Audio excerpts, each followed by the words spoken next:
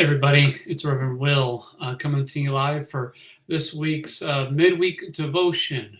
Every week about this time, we stop what we're doing and I offer a word that I hope is graceful. This week, I'm going to talk about a story that happened 18 years ago. It was the summer after high school. Me and my best friend decided to go camping because it was the summer after high school. Baseball season was over. We hadn't left for college yet, and legally we could rent a camping site, so we did. It was one last hurrah until we traversed into the future.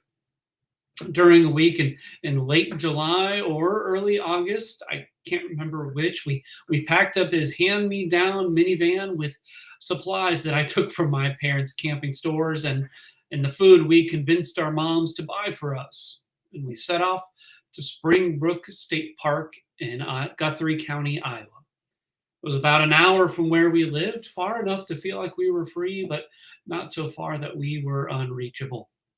We set up camp, organized our stores, and got to having fun. We swam and then fished in the lake, though no dinner was caught.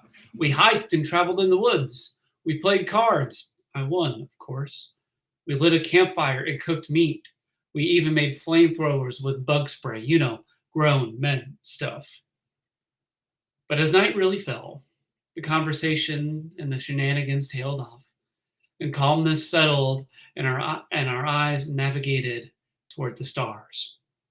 We were far enough away from any light pollution to take in the grandeur of the night sky. There was intermittent heat lightning too, and that just added to the beauty and awe.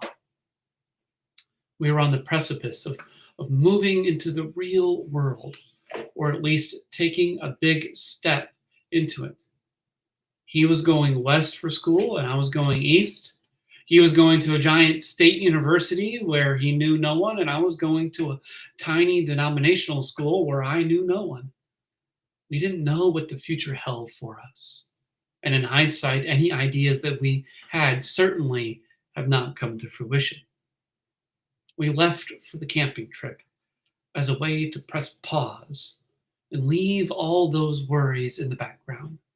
We left to literally get away from them as far as humanly possible, as far as our moms would let us.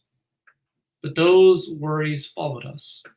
They always do. You can never really outrun them. And if you do, you'll just worry about keeping ahead of them, which in and of itself is a worry. At that moment, lying in the grass, the moon and the stars above me, I wasn't worried about all that. The future was out there, and I was where I needed to be. Not because we were headstrong and cocky and full of piss and vinegar, though we were, but because of the immensity of what we were witness to that night. Like zooming in from far away, a word came to me. Psalm 8, verses 3 through 4 rang true.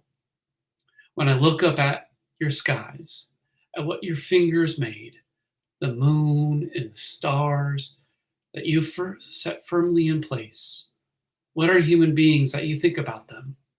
What are human beings that you pay attention to them?